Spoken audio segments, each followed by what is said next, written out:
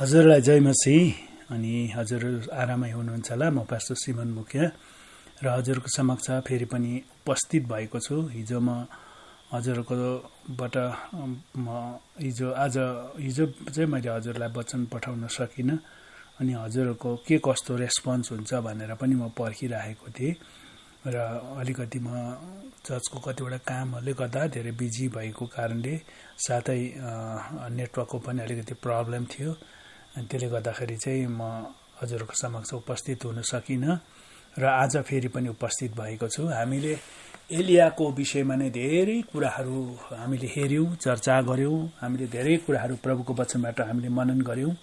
अब हामी 19औं अध्यायमा आउँदै गर्दाखेरि चाहिँ जब एलियाको लकडाउन तेस्रो आयाममा सकिए पश्चात चाहिँ अब फेरि पनि लकडाउन खोलिएको छ, लकडाउन सकिएको छ। अनि तत्पश्चात अब जब एलियाले बालका पुजारी, अस्तेरा देवीका पुजारीहरूलाई जब तिनले नाश गरे, खतम गरिदिए, सबै कुराहरू नष्ट गरिदिए, तब रानी इजबेल अत्यन्तै रिसले चुर भएका छन्। अनि जसको कारणले गर्दाखेरि चाहिँ अब एलियालाई के भनेको छ भन्दा चाहिँ अब एलियाको गर्दनबाट टाउको जबसम्म अलग गर्दिन, मेरो देवताले पनि त्यसै गरून् भनेर इजबेलले कसम खाए। जब यो एलियाले यो कुरा सुने अनि एलिया चाहिँ डरले भागे। कारण एलिया पनि हामी जस्तै मान्छे थियो, उसलाई पनि डर लाग्थ्यो है। अनि धेरैचोटि हाम्रो यहाँनिर आज हामी हेर्न लागेको कुरा चाहिँ के हुन् त भन्दाखेरि चाहिँ आज हामी यी कुराहरूलाई हामी हेर्दै जाँदाखेरि चाहिँ हामी अब आज चाहिँ हामी परमेश्वरको वचनबाट के पढ्न गइरहेका छौँ भन्दाखेरि चाहिँ हामी परमेश्वरको वचनबाट 5 पदलाई विशेष आज हामी मनन गर्नेछौँ। 19को 5 पदलाई। तब तिनी त्यही झाडी मुनि ढल्के र बोसुक्कै निदाए। तब झट्टै एउटा स्वर्गदूतले तिनलाई छोएर भने, उठेर खाऊ। आमेन। यहाँनिर परमेश्वरको वचनबाट हामीले 5 पदलाई पढ्दाखेरि त्योभन्दा पहिला चाहिँ हामी के कुरा पाउँछौँ भन्दा एलिया डराएको छ अनि प्राण बचाउनलाई तिनी त्यहाँबाट भागेको छ। अनि भागिहेरिकन तिनी यहुदाको बर्सेबा भन्ने ठाउँमा पुगेको छ। अनि त्यहाँनिर उसले आफ्नो चाकरलाई त्यहीँ नै छोडिदिएको छ। अनि ऊ एक्लै अघि उनी चाहिँ है 1 दिनको बाटो अगाडि गएको छ। अनि अम्बरीशको एउटा झाडीमा एउटा झ्याङ मुनि आइपुगेर तिनले चाहिँ के गरेको छ भने चाहिँ त्यहाँ बसेर उसले मृत्यु मागेको छ है। अब मेरो प्राण लिनुहोस् भनेर यहाँनिर एलिया हरेस खाएको छ, अर्थात् एलिया डराएको छ। अनि एलियालाई त्यहाँनिर उसले परमेश्वरलाई अब मृत्यु माग्दैछ।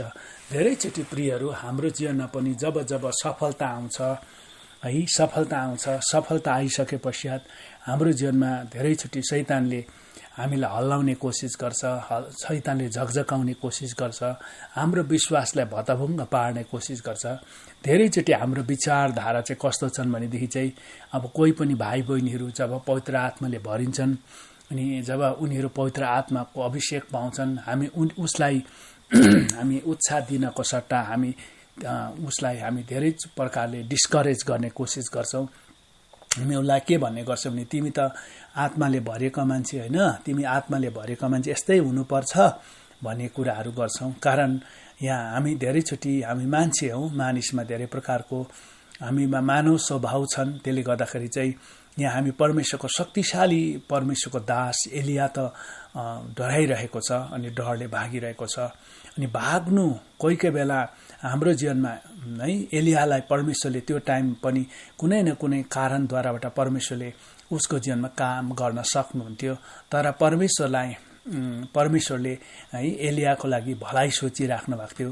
एलियाको लागि परमेश्वरले असल कुरा सोचिराख्नु भएको थियो। हामी चाहिँ धेरैचोटि हामी त्यस प्रकारले भाग्दाखेरि चाहिँ हामी कायर भएको जस्तो हामीले महसुस गर्छौँ, डराएको महसुस गर्छौँ। तर प्रियहरू कोही बेला हाम्रो जीवनमा डरले पनि हाम्रो जीवनमा फाइदै ल्याउँदछ। अनि कोही बेला हामी कायर हुँदाखेरि पनि हामीलाई परमेश्वरले त्यहाँबाट पनि हाम्रो लागि भलो नै परमेश्वरले सोचिरहेको हुन्छ। अब एलिया इजेबेल रानीको डरले अब मलाई मार्ने रहेछ भन्ने डरले तिनी भागिरहेको छ। अनि तिनी अब डर एकातिर छ अनि तिनी है हिँडिरहेको छ, दौडिरहेछ, कुद्दैछ ज्यान बचाउनलाई। उनी भाग्दै गएको छ। अनि तिनी चाहिँ है कहाँ पुग्यो भन्दाखेरि चाहिँ तिनी चाहिँ त्यहाँनिर भन्छ मरुभूमिको एक दिनको बाटो भएर तिनी एउटा अमृषको झाडीमा गएर तिनी त्यहाँनिर सियाल ताप्दछ। अनि तिनलाई अब हिँडेकोले गर्दाखेरि चाहिँ तिनलाई मिठो निन्द्रा लाग्दछ। त्यहाँनिर के भनेको छ भने चाहिँ 5 पदमा तब तिनी त्यही झाडी मुनि ढल्किएर बोसुक्कै निधाए। ओ प्रियहरू, हामी के देख्छौँ भन्दाखेरि चाहिँ यहाँ एलिया अब एक त मृत्युसँग डर छ है। अब एउटा डराइरहेको मान्छेलाई, आतंकित भइरहेको मान्छेलाई कहिले पनि निन्द्रा लाग्दैन, तर एलिया सुतिरहेको छ, बोसुक्कै निधाएको छ। एलिया मृत्युको ले भागेको मान्छे, अब ज्यान बचाएर भागेको मान्छेलाई निन्द्रा नलाग्नु पर्ने हो, तर एलिया बोसुक्कै निधाएको छ। ओ प्रियहरू, हाम्रो कोही बेला हाम्रो बाहिरी मनुष्यता चाहिँ डराउँदछ, आतंकित हुँदछ, तर भित्र आत्मामा ढुक्क भएको मान्छे मिठो चैनको निद्रा सुत्न सक्छ। एलिया पनि अब यसरी डरले आतंकित भएर भाग्दै गर्दाखेरि पनि उसलाई मिठो निद्रा लागेको छ। एकदमै मिठो चैनको निद्रा एउटा झाडीमा नि है अमृषको फेट मुनि बसेर तिनी ढल्किँदाखेरि उसलाई मिठो, उसलाई एकदमै न्यानो गद्दामा सुतेको जस्तै भइरहेको छ। परमेश्वरको उपस्थितिले एलियालाई त्यो एउटा रुखको झाडी मुनि सुत्दै गर्दाखेरि पनि उसलाई परमेश्वरले यति मिठो शीतलता दिएर परमेश्वरले उसलाई मिठो निन्द्रा दिइराख्नु भएको छ। किनभने यहाँ भन्दैछ अब त्यो टाइममा किन एलियालाई परमेश्वरले भाग्न लगाउनु भयो। परमेश्वरले चाहनु भएको थियो उसलाई त्यहीँ पनि रक्षा गर्नु सक्नुहुन्थ्यो नि, इजरायलमा पनि, तर परमेश्वरले भाग्न लगाउनु भयो। यसमा भाग्नुमा पनि परमेश्वरको एउटा ठुलो योजना थियो। कोही बेला हामी पनि है कायर भएको जस्तो महसुस गर्छ, कतिजनाले है डराएको महसुस गर्छन्, तर प्रियहरू त्यसमा पनि हाम्रो लागि भलाइ परमेश्वरले सोचिरहेको हुन्छ। कोही बेला पछि हट्नु पनि अरूको लागि फाइदा नै भएको हुन्छ। जस्तै एक्जाम्पलको लागि तपाईँले माचिसको 10वटा काँटीलाई लहरै राखिदिनुहोस्, अनि बारुस एकपट्टि पारेर अनि छेउको बारुसलाई तपाईँले माचिसको तिल्लीलाई जब आगो लगाइदिनुहोस्, त्यो 10वटा काँटी जल्न सक्छ है, एकपछि अर्को गरेर जल्न सक्छ। तर बीचको एउटा तपाईँले 5औं भागको एउटा तिल्लीलाई त्यहाँबाट सट्टै निकालिदिनु भने त्यो है 5वटा तिल्ली चाहिँ माचिसको सिन्का जल्न सक्छ। तर एकजना ब्याग भइदिएको कारणले चाहिँ अरू 5वटा माचिसको सिन्का जल्नदेखि बाँच्छ, अर्थात् 4वटा माचिसको सिन्का जल्नदेखि बाँच्छ। किन? एकजना त्यहाँ ब्याग भइदियो। कोही बेला हामी पछि हट्दा पनि परमेश्वरले हाम्रो लागि भलाइ राखिदिएको हुँदो रहेछ। कोही बेला ब्याकस्लाइड हुनु भनेको चाहिँ होइन है, ब्याकस्लाइड भएर भाग्नु भनेको चाहिँ होइन, तर हामी कोही बेला हामी आफैले अरूले हामीलाई कातर सम्झे तापनि त्यति बेला पनि हामीले हाम्रो लागि परमेश्वरले भलाइ सम्झेको हुँदो रहेछ। एलियालाई परमेश्वरले के गर्नुहुँदैछ, त्यहाँबाट तिनी भाग्दैछ, इजरायलबाट तिनी भागेर तिनी है बर्सेबा हुँदै तिनी गएको छ। अनि एक दिनको बाटो गएर तिनी मरुभूमिमा एउटा अमृषको बोट मुनि च्याङ मुनि बसेर उसले मृत्यु मागेको छ। अब मलाई मृत्यु लिनुहोस्, किनभने मेरो पिता पुर्खा भन्दा म योग्यको छैन रहेछ भनेर एलियाले भन्दै थिए। त्यहाँनिर गएर परमेश्वरसँग उसले बात गरिरहेका थिए, तर त्यही टाइम मलाई घोर निन्द्रा लाग्यो, अनि मिठो निन्द्रा लाग्यो र बोसुक्क निदायो। अनि के भएको छ यहाँनिर हामीले पढ्यौँ, यहाँनिर हामीले परमेश्वरको वचन छ, तब झट्टै एउटा स्वर्गदूतले तिनलाई छोएर भने उठेर खाऊ। यहाँनिर कति मिठो कुरा छ है। एलियालाई भन्दैछ एउटा स्वर्गदूतले बोसुक्कै भागेका र डरछेरुवा मान्छेलाई, कातर मान्छे, तिनी आत्माले भरिएका मान्छे त्यति ठुलो शक्तिशाली काम गर्यो, तर अब सानो इजबेल रानीले मार्छु भन्दाखेरि तिनी भागेको मान्छे हामीले हेर्दाखेरि चाहिँ हाम्रो नजरमा हो भने, तपाईँ र मेरो सोचाइमा हो भनेदेखि यो टाइममा हामीले सोच्नुहुन्छ एलियाको त्यो अघिको चाहिँ के त्यो नाटक थियो त, के उसले गरेको कर्मेलको चोटीमा आगो झरेको अनि त्यहाँनिर उसले गरेको त्यो अचम्मको कामहरू के नाटक थियो त? कदापि पनि थिएन। परमेश्वरले उसलाई लकडाउनमा तयार पारेको थियो, मजबुती बनाएको थियो, अनि परमेश्वरले उसलाई आत्माले भरेको थियो। तर आज यो विपत्ति आउँदाखेरि एलिया त्यहाँनिर है कहिले पनि के गरेको छैन, तिनी त्यहाँबाट निस्किएको छ अनि भागेको छ। अनि भाग्नुमा पनि परमेश्वरको ठूलो योजना यहाँनिर थियो। जब तिनी भुसुक्क निदाए अनि मृत्यु माग्दै गरेको मान्छेलाई कसरी निन्द्रा लाग्यो होला है, तर यो मान्छे भुसुक्कै निदाएको छ। अनि तब स्वर्गदूतले आएर भन्छ, उसलाई छोएर भनेको छ, उठेर खाऊ। भोलि हामी के खायौँ भोलि हामी हेर्नेछौँ। यहाँनिर परमेश्वरको वचनले भन्दछ कि यहाँनिर एलियालाई सबैभन्दा पहिला स्वर्गदूतले छोएर भनेको छ।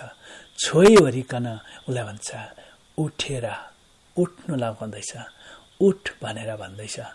प्रियहरू, मान्छे जब पतन हुन्छ, लड्छ, स्वाभाविकै हो, कोही बेला मान्छे लड्छन्, तर उठ्नु चाहिँ महानता हो। लडेकै मान्छे चाहिँ पतन भएको मान्छे हो, तर लडेर फेरि पनि उठ्नु चाहिँ त्यो महानता हो। यहाँ एलिया प्याक भएको छ, डराएको छ, तर परमेश्वरले फेरि पनि यहाँनिर स्वर्गदूतले भन्दैछ, उठ। हामी बाइबलमा कहीँ पनि सुत भनेको कुरा पाउँदैनौँ, तर परमेश्वरले उठ भनेको कुरा पाउँछौँ है। उठ, किनभने परमेश्वरको ज्योति तहका आएको छ। उठ, जब एउटा मान्छे उठ्छ नि, उठ्दाखेरि चाहिँ उठ्नु स्वर्गदूतले यहाँनिर एलियालाई हौसला दिँदैछ, छोएर भन्दैछ। एलियालाई स्वर्गदूतले छोइवरिकन चाहिँ भन्दैछ, हौसला दिँदैछ, उत्साह दिँदैछ, उठेर के गर, खाऊ, उठेर खाऊ। प्रियहरू, जब हामी सुतेर खान्छौँ, निधाएर खान्छौँ, त्यसको केही पनि स्वाद हुँदैन। तर जब पनि हामी उठेर खान्छौँ नि है, त्यति बेला हामीले असली स्वाद चाहिँ हामी पाउन सक्छौँ। र यसकारण परमेश्वरको उपस्थितिमा, परमेश्वरको महिमाको लागि जब हामी आत्मामा उठेका हुन्छौँ, आत्मामा जागो भएको हुन्छौँ, अनि त्यति नै बेला चाहिँ परमेश्वरले हामीलाई छुनुहुन्छ, परमेश्वरले हामीलाई छुनुहुन्छ, परमेश्वरले हामीलाई अभिषेक गर्नुहुन्छ, अनि उहाँको महिमाको लागि हामीलाई प्रयोग गर्नुहुन्छ। यो दिनमा प्रियहरू, हाम्रो जीवनमा धेरैचोटि निराश आउन सक्छ। हामी एलिया जस्तै हताश पनि हुन सक्छौँ। धेरैचोटि प्रभु, म यो संसारमा किन बाँचिरहेको छु भने जस्तो पनि कोही बेला लाग्छ। प्रभुसँग प्रश्न गर्नु मन लाग्छ। हामीले सोचेको कुरा नहुँदा, हामीले चिताएको कुरा नपुग्दा, अनि हामीले भनेको ठाउँमा जानु नपाउँदा, हामीले चाहे जस्तो कुराहरू खान नपाउँदा, हामीलाई कोही बेला है, म त व्यर्थैमा छु भने जस्तो कोही बेला लाग्छ प्रियहरू। तर होइन प्रियहरू, परमेश्वरले तपाईँ र मलाई कुनै न कुनै उद्देश्यको लागि परमेश्वरले राख्नु भएको छ। तपाईँ र म जहाँ छौँ त्यो ठाउँमा परमेश्वरले हामीलाई कुनै न कुनै उद्देश्यले उहाँको महिमा प्रकट गर्नको लागि तपाईँ र मलाई प्रभुले चुन्न भएको छ। अनि प्रभुले भन्नुभएको छ, उठ। हामी आत्मामा सुतिरहेको छ भने अब उठ्ने बेला आएको छ। एलिया भुसुक्क निदाएको थियो, तर स्वर्गदूतले छोएर भन्दैछ, उठ। के हामी प्रभुको आवाज सुनेर उठ भन्दाखेरि हामी उठ्न तयार छौँ? यदि तयार छ भने हामी भोलि के भएको रहेछ, भोलि हामी यो कुरालाई हेर्नेछौँ। परमेश्वरले हजुरहरू सबैलाई प्रशस्तै आशिष दिएका हुन्। जय मसीह।